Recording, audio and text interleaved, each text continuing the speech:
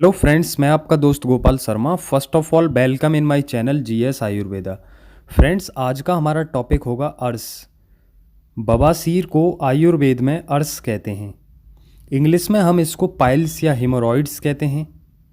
Friends, ये बहुत important topic है। इसे एग्ज़ाम में भी पूछा जाता है और क्लिनिकल पॉइंट ऑफ व्यू से भी यह बहुत इम्पोर्टेंट है। मैंने इसको ईज़िली एक्सप्लेन करने के लिए 10 हेडिंग्स बनाई हैं। मैं इनको शॉर्ट में एक्सप्लेन करूँगा।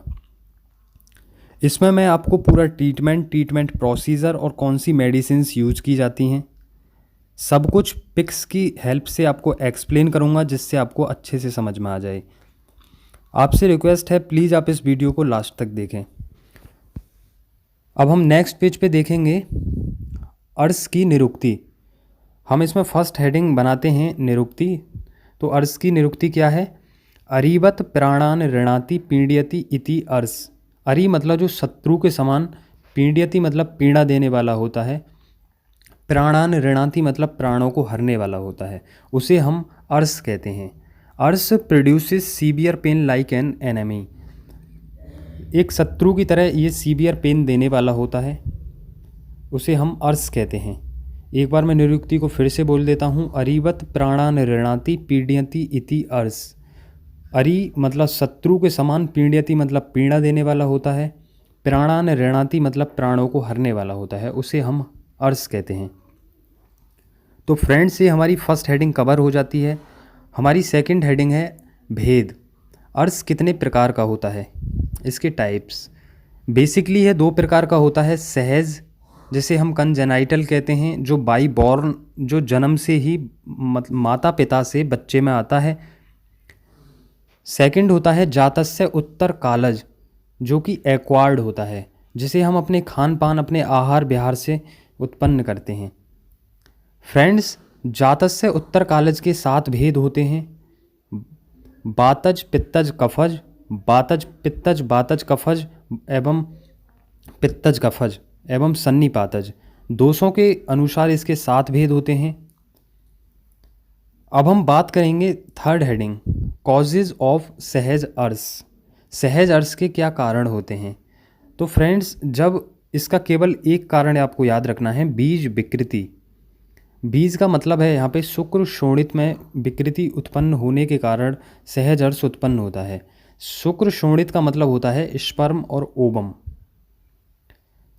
इसके केवल 2 ही रीज़न होते हैं, मिथ्या आहार विहार ऑफ पेरेंट्स। जो पेरेंट्स होते हैं वो मिथ्या आहार विहार करते हैं, और पेरेंट्स द्वारा किए गए बुरे पाप कर्म, जो पूर्व जन्मकृत भी हो सकते हैं। फ्रेंड्स, अब हमारी फोर्थ हेडिंग होगी साइट ऑफ अर्श, जिसे आयुर्वेद में अधिष्ठान कहते हैं। अर्श के अधिष्ठान। अर्श के जो अधिष्ठान बताए हैं वो हैं 3 एनोरेक्टल फोल्ड्स, जिन्हें हम गुद बली कहते हैं। अब हम नेक्स्ट पेज पे देखेंगे। फ्रेंड्स, जो इंटरनल फोल्ड होता है, इसमें टोटल 3 फोल्ड होते हैं। तो जो इंटरनल फोल्ड होता है, उसमें होने वाले पाइल्स को इंटरनल हेमोरॉइड्स कहते हैं।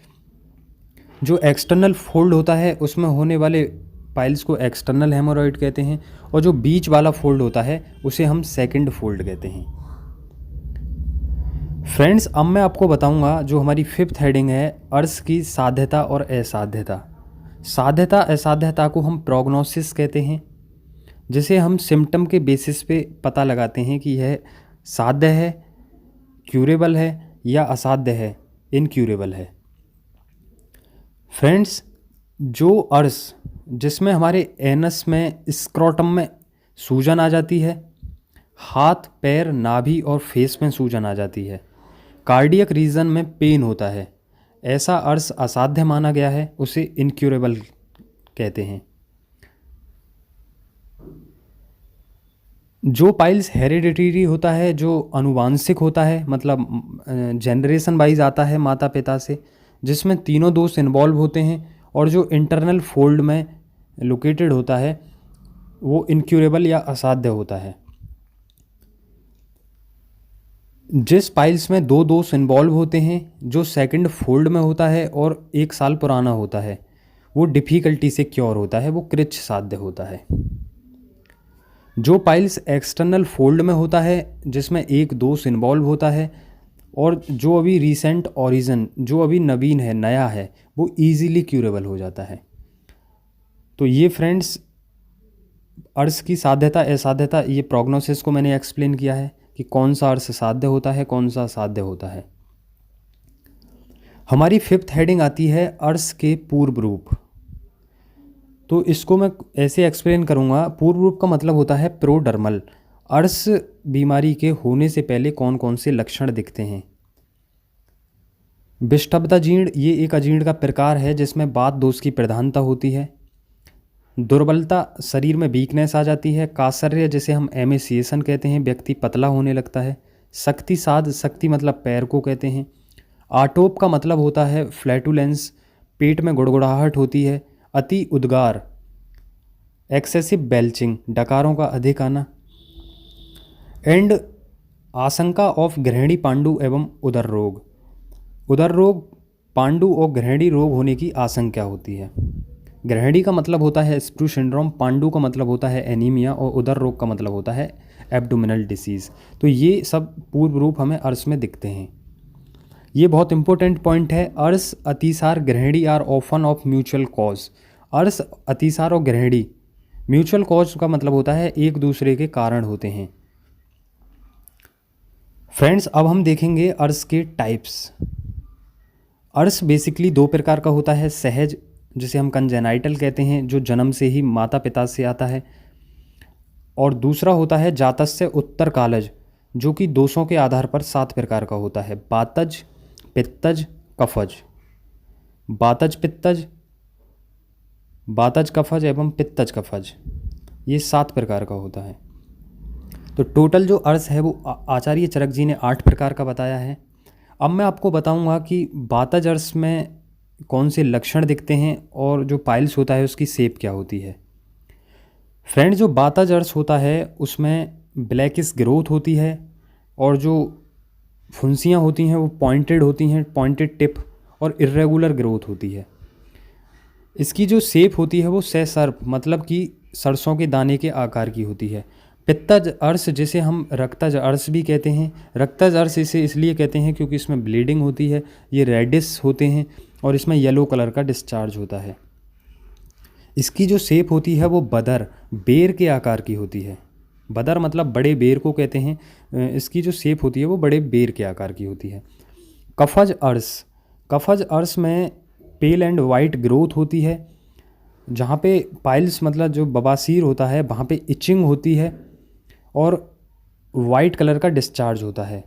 इसकी जो शेप होती है वो गाय के स्तन, जो गाय का थन होता है उसके आकार की, या अंगूठे के आकार की होती है। फ्रेंड, अब हम नेक्स्ट पेज पे देखेंगे 2 टाइप ऑफ अर्स। यहाँ पे जो अर्स है, यहाँ 2 प्रकार का बताया है। शुष्क अर्स, जिसे हम नॉन ब्लीडिंग पाइल्स कहते हैं, जिसमें ब्लीडिंग नहीं होती है। आर्द्र अर्स, जिसे हम रक्त अर्स कहते हैं, जिसमें ब्लीडिंग होती है। ये 2 प्रकार के बताए हैं, शुष्क अर्स, आर्द्र अर्स। शुष्क अर्स को हम नॉन ब्लीडिंग पाइल्स कहते हैं, आर्द्र अर्स को ब्लीडिंग पाइल्स कहते हैं। अर्स चिकित्सा सूत्र, इसमें चिकित्सा अर्स की जो चिकित्सा सूत्र है, वे ऑफ ट्रीटमेंट है, मतलब ट्रीटमेंट प्रोसीजर है, वो इसमें 4 प्रकार से किया जाता है। पहला होता है सर्जिकल, जिसे हम शस्त्र कर्म कहते हैं। दूसरा होता है क्षार कर्म। तीसरा होता है अग्निकर्म, जिसे हम कॉटेराइजेशन कहते हैं। फोर्थ होता है इसमें औषध प्रयोग, मेडिसिन्स का यूज़ किया जाता है। तो इसमें 4 प्रकार के कर्म किए जाते हैं, शस्त्र कर्म, क्षार कर्म, अग्निकर्म, औषध प्रयोग। ये हमको याद रखना है, ये इम्पोर्टेंट पॉइंट है। फ्रेंड, अब हम देखेंगे शुष्क अर्स की चिकित्सा, जिसे हम नॉन ब्लीडिंग पाइल्स कहते हैं, जिसमें ब्लीडिंग नहीं होती है, उसकी हम ट्रीटमेंट कैसे करते हैं। तो इसमें हम यहाँ देखेंगे जो नीचे 3 पॉइंट हैं। तक्रारिस्ट का प्रयोग, तक्र जिसे हम बटर मिल्क कहते हैं, बेस्ट मेडिसिन मानी जाती है ड्राई पाइल्स के लिए, शुष्क अर्स के लिए। फ्रेंड, इसमें यहाँ कुछ मेडिसिन्स बताई गई हैं, आयुर्वेदिक योग बताए हैं, इनको आप याद रख सकते हैं। TDAK, तक्रारिस्ट, दंत्यारिस्ट, अभ्यारिस्ट और कनक्यारिस्ट।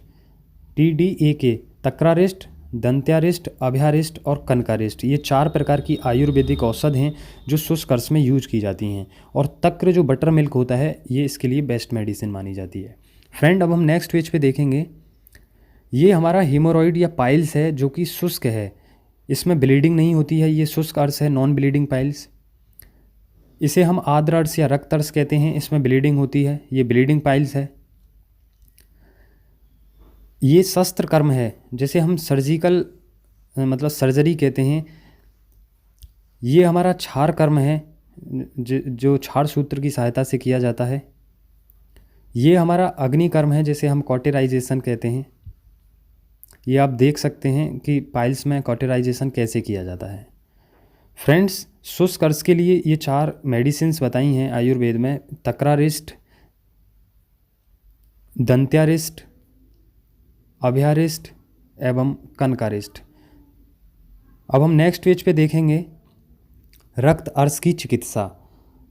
तो हम शुष्क अर्स की चिकित्सा पढ़ चुके हैं, जिसमें तक्र बटर मिल्क का यूज बहुत अच्छा होता है, तक्रारिष्ट का यूज बहुत अच्छा होता है। अब हम देखेंगे रक्त अर्स की चिकित्सा, ब्लीडिंग पाइल्स का ट्रीटमेंट कैसे किया जाता है। तो फ्रेंड्स, मान लीजिए आपके पास कोई पेशेंट आता है जिसकी ब्लीडिंग हो रही है, तो आपको उसकी जो ब्लीडिंग है उसको पहले स्टॉप नहीं करना है। जो उसका इम्प्योर ब्लड बाहर आ रहा है, दूषित जो रक्त होता है, उसको रोकना नहीं है। पहले उसको उसकी अग्नि को प्रदीप्त करना है, उसके दोषों को पचाना है और तिक्त रस वाले द्रव्यों का यूज़ करना है।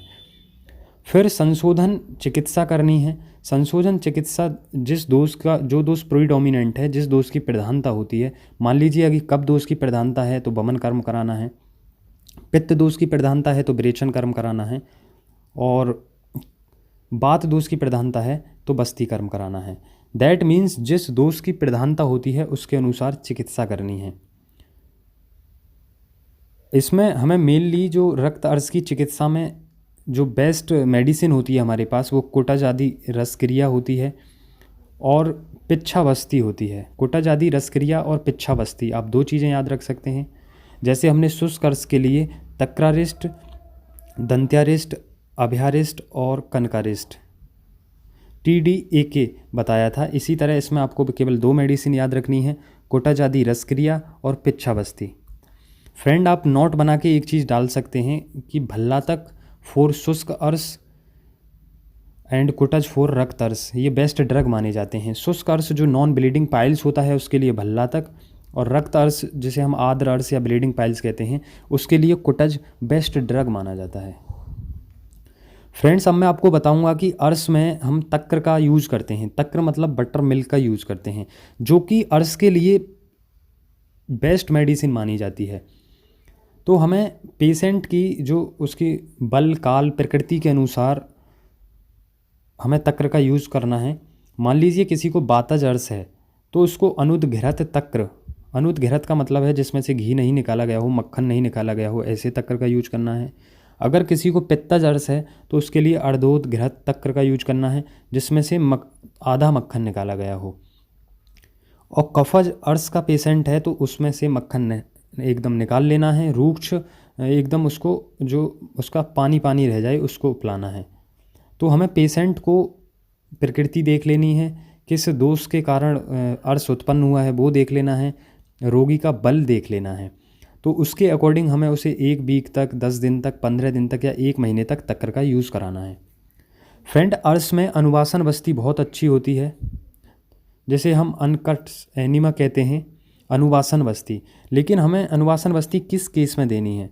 मान लीजिए पेशेंट आपसे कॉम्प्लेन करता है कि उसके गुदा में सूल है, एनल में दर्द है, उदर में सूल है, एब्डोमिनल पेन, या उसके शरीर में अति रूक्षता, एकदम ड्राइनेस आ गई है, या बात का प्रतिलोम हो रहा है, बात जो है ऊपर की ओर जा रही है, उसकी जो गति है वो विपरीत हो जाती है अपोजिट डायरेक्शन में, और उदावर्त का मतलब होता है अपवर्ड मूवमेंट ऑफ अफान वायु।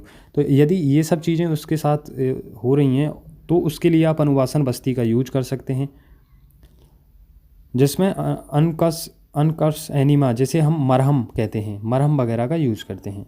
इसमें हम पिपिल्य आदि अनुवासन बस्ती का यूज करते हैं।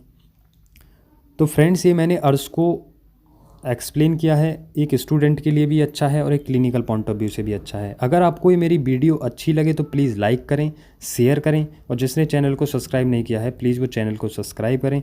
Please support Ayurveda. Thank you guys.